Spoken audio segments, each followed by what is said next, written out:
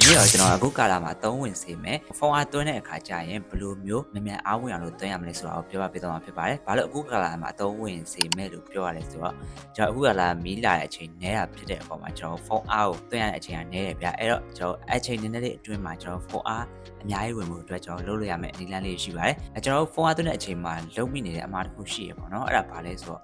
ဖုန်းအားသွင်းတဲ့အချိန်ကြာရင်ကျွန်တော်ကဖုန်းအားကိုဒီတိုင်းပဲသွင်းလိုက်တာဗျာ။ကျွန်တော်ဖုန်းမှာ Bluetooth တွေဖွင့်ထားလား Wi-Fi တွေဖွင့်ထားလား data တွေဖွင့်ထားမှလားဆိုတာကိုတော်တော်များများမစစ်မိကြဘူးဒီတိုင်းပဲဖုန်းအားသွင်းမယ်ဆိုရင်သွားပြီးတော့အာသွင်းကြိုးလေးထိုးလိုက်တာပဲပေါ့နော်အဲ့လိုမျိုးလုပ်လို့မရပါဘူးကျွန်တော်ဖုန်းအားကိုအမြန်ဝင်နေတယ်ဆိုရင်ကျွန်တော်ကိုဖုန်းမှာ Bluetooth တွေပိတ်ထား Wi-Fi တွေပိတ်ထားကျွန်တော် data တွေပိတ်ထားပါတော့နောက်ပြီးတော့ပို့ပြီးတော့ကောင်းတာကဖုန်းဆက်ပိတ်ပြီးတော့အာသွင်းပို့ပြီးတော့ကောင်းတယ်ဒါမှမဟုတ်ဘူးဆိုရင်လည်းကျွန်တော်ဆက်မပိတ်ချင်ဖုန်း Airplane Mode တင်ပြီးတော့အာသွင်းပါ